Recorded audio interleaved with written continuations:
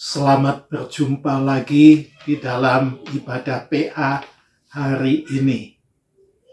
Mari kita berdoa lebih dahulu untuk masuk di dalam pelajaran PA. Tuhan Yesus, terima kasih kami dapat hadir lagi di dalam hadirat Tuhan untuk sama-sama merenungkan dan menghayati firman Tuhan yang terdapat di dalam kitab Amsal pasal 29 ayat 14 sampai dengan ayat yang ke-27 ini. Terima kasih Tuhan, beri kami hati pikiran yang terbuka, yang jernih, yang tenang, dan beri Tuhan kiranya Roh Kudus menolong aku hamba-Mu untuk memberitakan firman, dan kepada jemaat yang menyaksikan tayangan ini secara online pun semuanya diberkati. Tuhan Roh Kudus akan bekerja supaya firman Tuhan sungguh-sungguh membuka hati pikiran kami untuk hidup tidak menurut jalan orang fasik, sebaliknya kami dapat hidup taat setia sebagai orang benar di hadapan Tuhan maupun sesama manusia, supaya hidup kami berlayak di hadapan Tuhan dan nama Tuhan dipermuliakan. Terima kasih. Di dalam nama Yesus Tuhan kami berdoa. Amin. Mari kita akan sama-sama merenungkan Amsal pasal 29 ayat 14 sampai dengan ayat 27. Nah, kali ini merupakan seri terakhir dari tema Taurat, kebenaran, dan orang jahat. Kita awali ayat yang ke-14. Raja yang menghakimi orang lemah dengan adil, tahtanya tetap kukuh untuk selama-lamanya. Dan kita kaitkan langsung dengan ayat yang ke-16. Ayat 16, jika orang fasik bertambah, bertambahlah pula pelanggaran. Tetapi orang benar akan melihat keruntuhan mereka.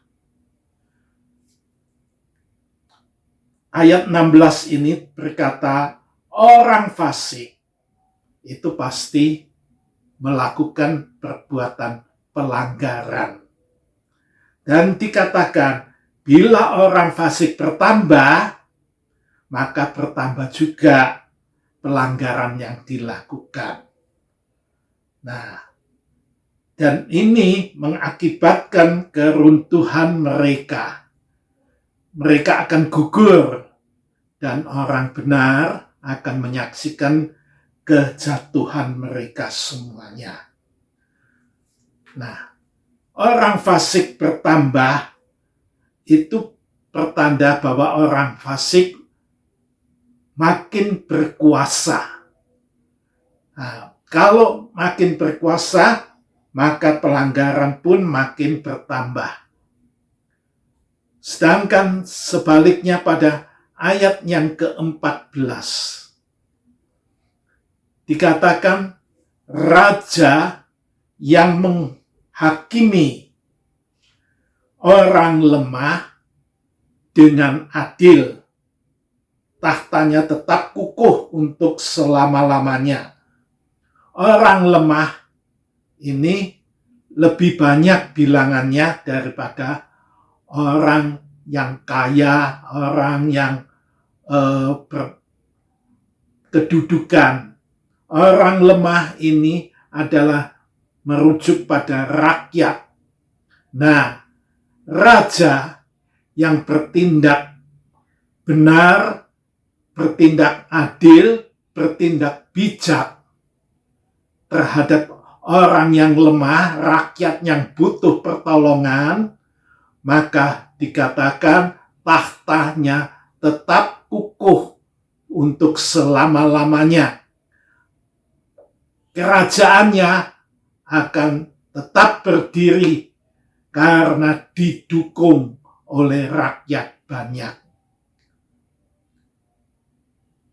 Kemudian kita lanjutkan dengan ayat yang ke-15 dan ayat yang ke-17.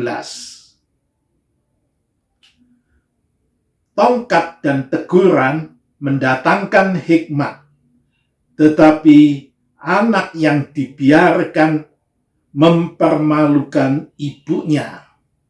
Ayat yang ke-17, didiklah anakmu, maka ia akan memberikan ketentraman kepadamu dan mendatangkan sukacita kepadamu. Di sini ayat yang ke-15, tongkat dan teguran.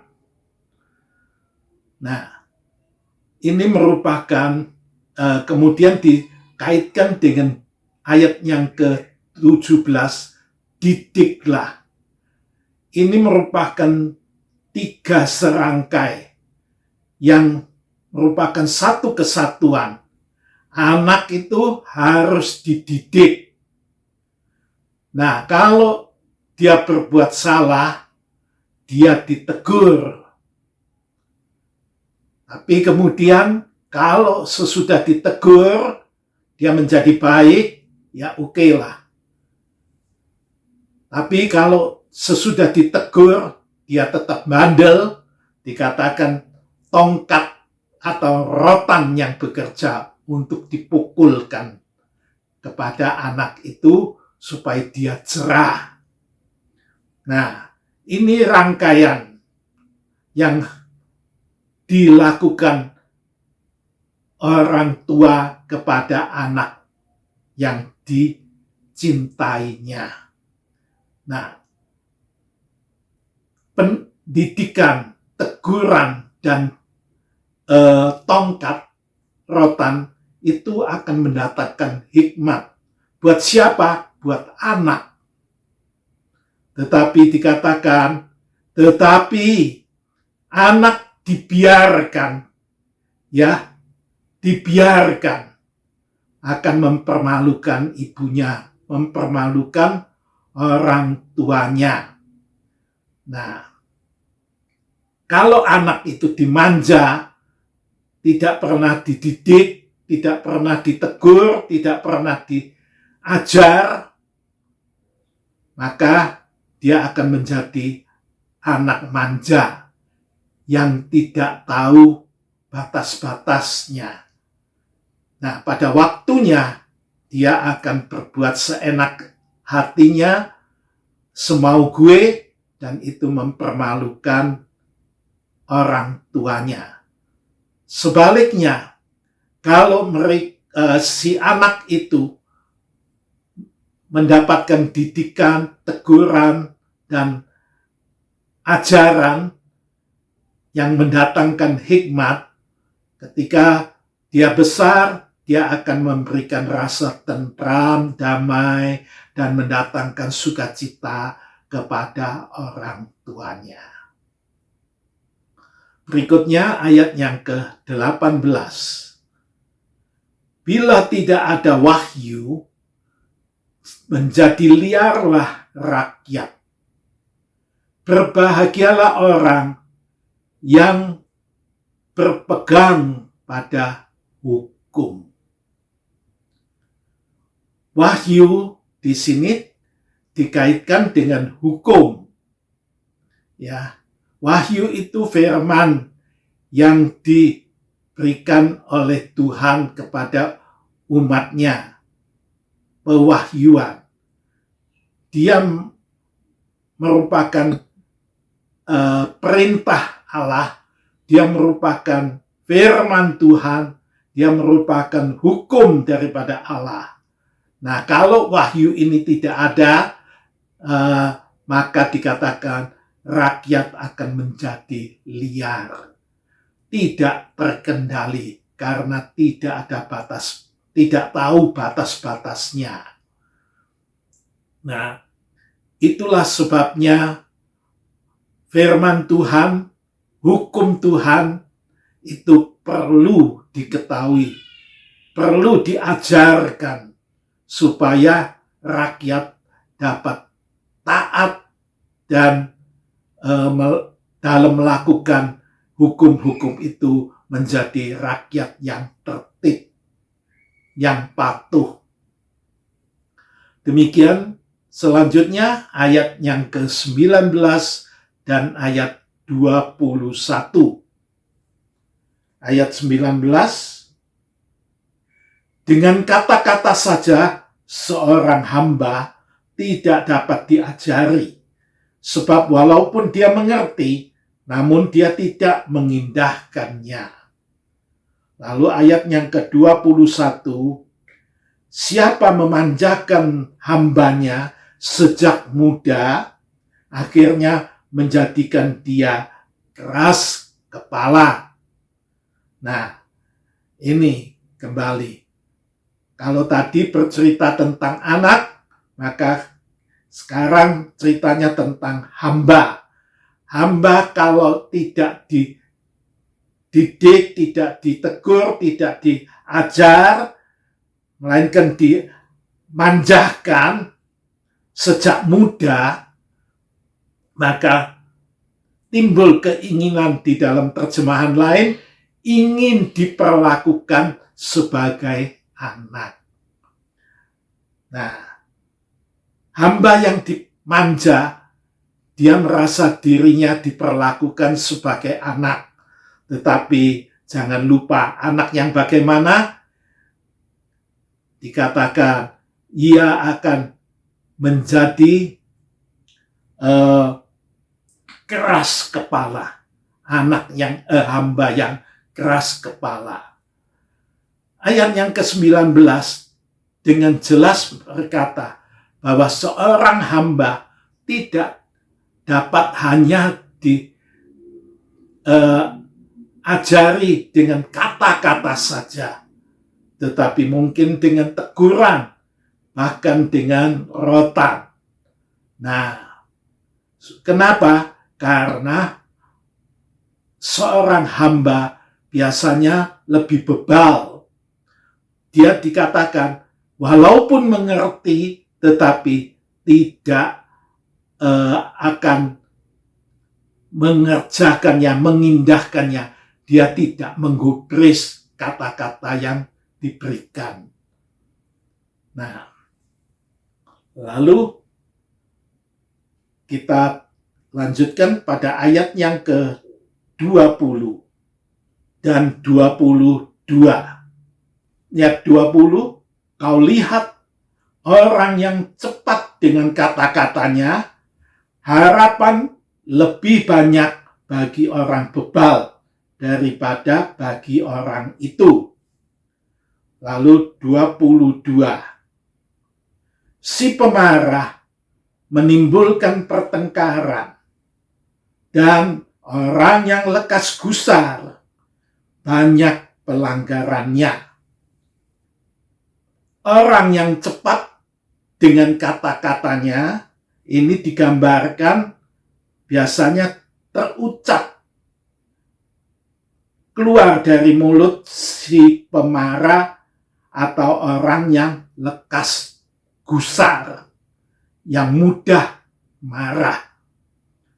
Nah, orang yang sedemikian biasanya kurang fikir, kurang hati-hati dengan kata-katanya, ucapannya. Ya, kebun binatang keluar dari mulutnya dengan begitu mudah. Nah, dikatakan orang yang sedemikian ini, dia lebih parah keadaannya dibanding dengan orang yang bebal atau orang yang bodoh. Nah, sebab itu kita lebih harus hati-hati dengan ucapan kata-kata kita. Kalau toh sekali waktu marah, jangan cepat-cepat mengumbar kata-kata. Ya, karena dengan mengumbar kata-kata itu banyak menimbulkan pelanggaran yang tidak diinginkan. Lanjut ayat yang ke-23. Keangkuhan merendahkan orang, tetapi orang yang rendah hati menerima pujian. Di sini dikatakan orang yang angkuh itu cenderung merendahkan orang lain, tetapi tanpa disadari dia justru merendahkan dirinya sendiri. Kenapa? Karena martabat dirinya direndahkan oleh orang lain. Ya. Tetapi orang yang rendah hati menerima pujian. Orang yang rendah hati mendapatkan kehormatan atau dihormati. Orang yang angkuh ini biasanya meremehkan orang lain. Dianggap orang lain tidak pandai, tidak gampang mengerti. Ya, lalu istilahnya dinyek, ya, yang umum kita dengar itu, disepelekan begitu. Tapi dengan perbuatannya itu, orang lain yang melihat malah geleng-geleng kepala, kenapa kok mesti begitu? Ya, mengapa kok mesti merendahkan orang lain, menyepelekan orang lain? Gitu. Jadi tanpa sadar, tanpa disadari, dia justru orang si angkuh ini merendahkan martabat dirinya sendiri. Nah, ini merupakan suatu paradoks, ya. Di dalam bahasa Inggris dikatakan pride brings humiliation,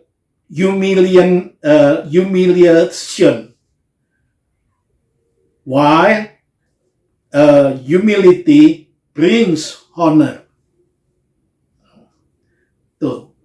Jadi kesombongan itu mendatangkan penghinaan. Sebaliknya, orang yang rendah hati, dia ditinggikan, dia dihormati. Ini ayat yang ke-24. Selanjutnya, ayat yang ke-25. Takut kepada orang mendatangkan jerat, tetapi siapa percaya kepada Tuhan dilindungi.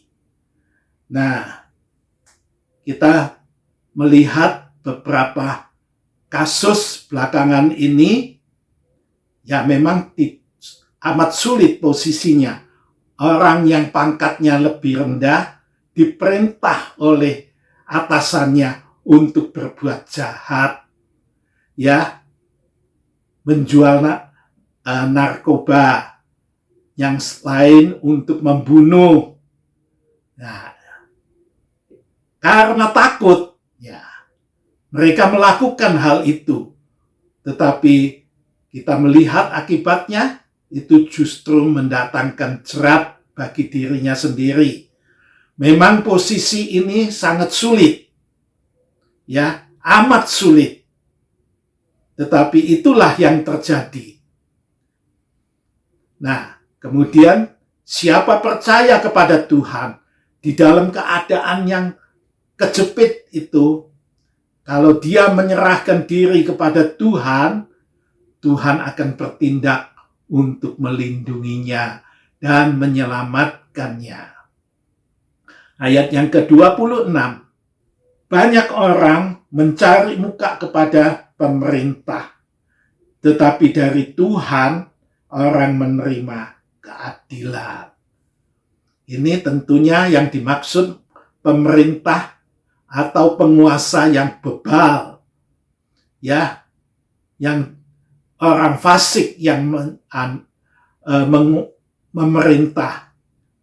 Dan kalau orang mencari muka pada pemerintah atau penguasa yang dilakukan oleh orang fasik, maka itu banyak dilakukan, itu akan menjerumuskan dirinya sendiri.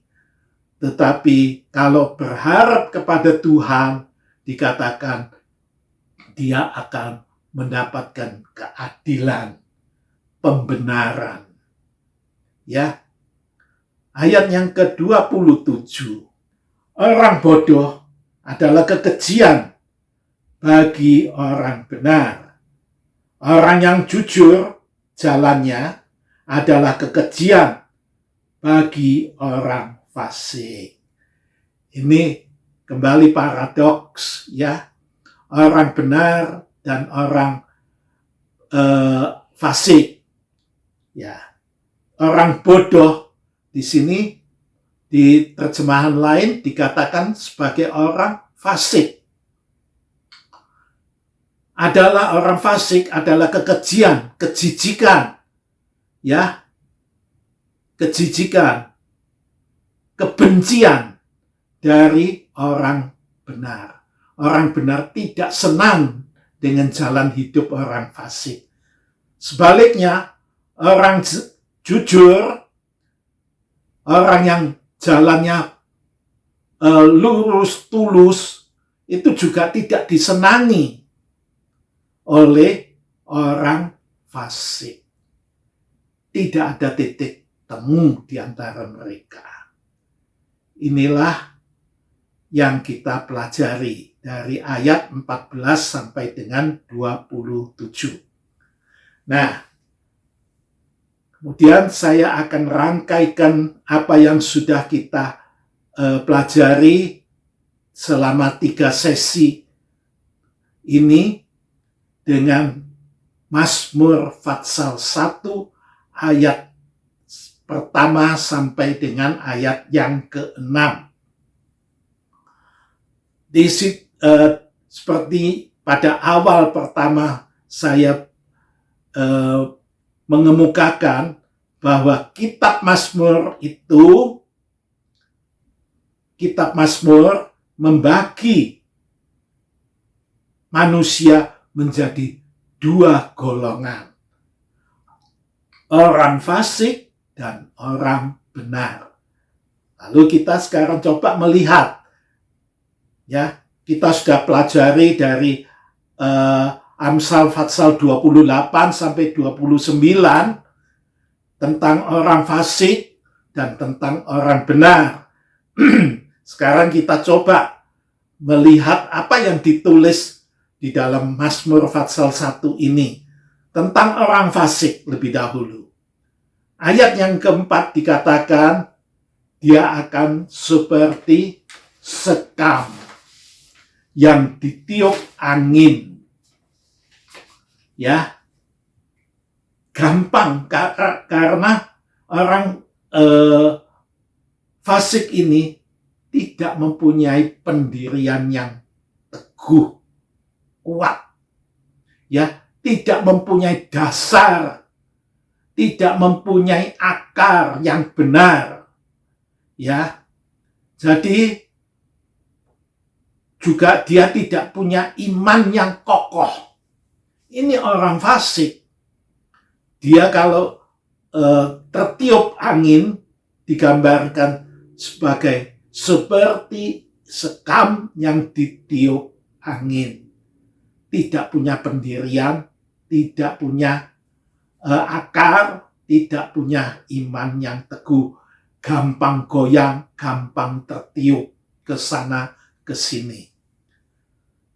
Lalu orang fasik pada ayat yang ke-5a dikatakan dia tidak tahan dalam penghakiman. Ya, dia tidak tahan dalam penghakiman karena mereka tahu dalam hati nuraninya bahwa apa yang diperbuat sebagai orang fasik itu tidak benar. Banyak pelanggaran yang dilakukan. Jadi ketika diperhadapkan dengan penghakiman, mereka tidak dapat tahan. Ya, mereka takut dengan hukum. Lalu ayat 5b dikatakan, bukan saja tidak tahan dalam penghakiman, tetapi juga tidak tahan dalam perkumpulan orang benar. Ya, seperti yang tadi sudah dikatakan, orang fasik itu merupakan kekejian bagi orang benar. Ya, sedangkan orang benar jalannya adalah kebencian bagi orang fasik. Tuh. Jadi memang tidak dapat dipertemukan. Orang fasik tidak tahan menghadapi kumpulan orang benar karena kefasikannya, pelanggarannya, perbuatannya yang jahat, yang bodoh, itu akan terungkap keluar di hadapan orang yang benar. Lalu ayat yang ke-6, orang fasik dikatakan jalannya menuju kebinasaan. Nah, ini akhir daripada riwayat orang fasik yang bebal, yang jahat, yang pencemooh dan seterusnya. Akhir riwayatnya adalah kebinasaan. Ya. Ini yang digambarkan di dalam Mazmur pasal 1 ayat 4 sampai dengan ayat yang ke-6 tentang orang fasik. Lalu bagaimana dengan orang benar? Nah, ayat yang pertama dikatakan, orang benar tidak berjalan di jalan orang fasik, tidak menuruti nasihat orang fasik. Kemudian selanjutnya, bukan saja tidak berjalan pada jalan, dia cuma melintas saja, tidak. Apalagi dia tidak berdiri, berdiam di jalan orang fasik itu. Tidak mau, orang benar tidak mau melakukan itu. Apalagi tidak duduk dalam kumpulan pencemooh. Ya, tidak berjalan, tidak berdiri, tidak duduk pada jalan orang fasik. Ya, karena kalau itu dilakukan, maka yang jahat, yang keji, yang bebal, yang fasik itu akan menulari, gampang menulari kehidupan orang yang benar.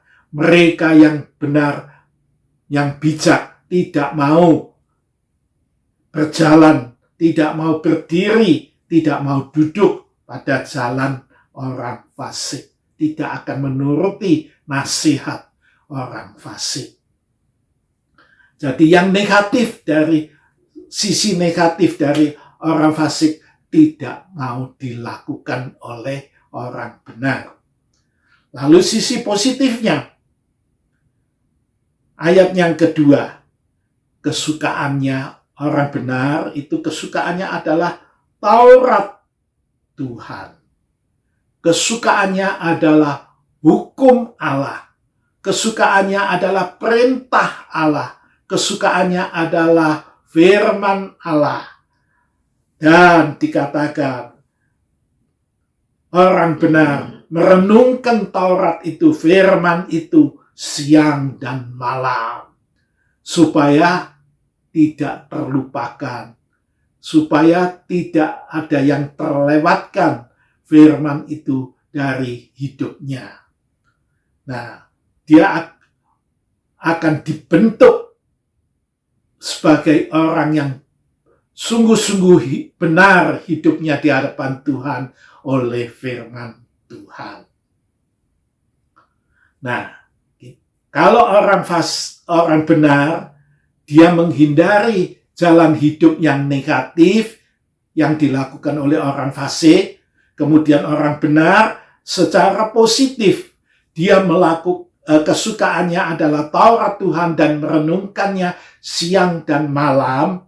Maka hasilnya ditulis dalam ayat yang ketiga, dia orang benar ini akan seperti pohon yang ditanam di tepi aliran air. Hidupnya itu dekat dan intim dengan sumber hidup, sumber kehidupan. Jadi setiap saat dia tetap hidup, eksis dengan baik. Kemudian kalau hidupnya benar, dia akan menghasilkan buah pada musimnya. Orang benar yang hidupnya dekat dengan sumber kehidupan, maka dia akan menghasilkan buah pada musimnya. Buah itu bukan pohon itu yang makan, tetapi buah itu akan dipetik untuk dimakan oleh orang lain. Menjadi berkat bagi orang lain. Itu hidupnya orang fasik. Orang benar. Lalu berikutnya orang benar yang diperbuatnya berhasil. Dia bukan saja menjadi berkat hidupnya bagi orang lain, tetapi dirinya sendiri juga akan berhasil, sukses. Ya, dia akan menjadi makmur di dalam kasih Tuhan. Makmur bukan cuma secara materi maksudnya, tetapi lengkap jasmani, rohani, subur di dalam kasih Tuhan. Nah, saya akan tutup PA hari ini dengan ayat yang terdapat di dalam Amsal, Fatsal yang keempat, ayat yang ke-18 hingga 19. Ayat 18, Amsal 4, ayat 18. Tetapi jalan orang benar itu seperti cahaya fajar. Jalan orang benar itu seperti cahaya fajar yang kian bertambah terang sampai rembang tengah hari. Nah, hidupnya orang benar ini bagaikan terang fajar, cahaya fajar yang makin bersinar terang sampai rembang tengah hari. Lalu ayat 19, sebaliknya jalan orang fasik itu seperti kegelapan. Ya. Mereka tidak tahu apa yang menyebabkan mereka tersandung. Orang fasik sebaliknya hidupnya dilingkupi dengan kegelapan. Dia tidak bisa melihat kenapa kok tersandung. Tiba-tiba tahu-tahu jatuh. Itulah kehidupan orang fasik. Yang tadi dikatakan akhir riwayatnya adalah kebinasaan. Baiklah, dengan merenungkan firman Tuhan dalam PA ini, tentu kita tidak akan memilih jalan hidup sebagai orang fasik. Sebaliknya, kita akan mengarahkan diri untuk jalan dalam jalan orang benar sesuai dengan firman Tuhan. Dan itu butuh juga pertolongan dan pimpinan Roh Kudus di dalam hidup kita. Amin. Mari kita tundukkan kepala, kita masuk di dalam doa. Terima kasih Tuhan. Firman Tuhan melalui PA ini dengan jelas membelah antara kehidupan atau jalan hidup orang fasik dengan jalan hidup orang benar. Dan Tuhan, Engkau telah memberi kepada kami, anak-anak-Mu, untuk terbuka hati pikiran kami, bahwa kami pasti tidak akan memilih jalan hidup orang fasik, yang pada akhirnya menuju kepada kebinasaan itu. Sebaliknya Tuhan, kami akan memilih jalan hidup sebagai orang benar, yang subur hidupnya, dekat dengan sumber kehidupan, yaitu Tuhan Yesus sendiri. Hidup dekat, hidup intim, supaya setiap saat dapat menghasilkan buah. Pada musimnya, buah itu dapat dipetik untuk menjadi berkat bagi yang lain. Bahkan Tuhan, Engkau juga akan memberkati kehidupan pribadi sebagai orang benar untuk menjadi berhasil, sukses, diberkati Tuhan. Tapi yang terutama, orang benar akan mengenal pribadi Kristus Yesus sebagai firman Tuhan di dalam langkah-langkah hidupnya. Nama Tuhan dipermuliakan. Dalam nama Tuhan Yesus kami berdoa.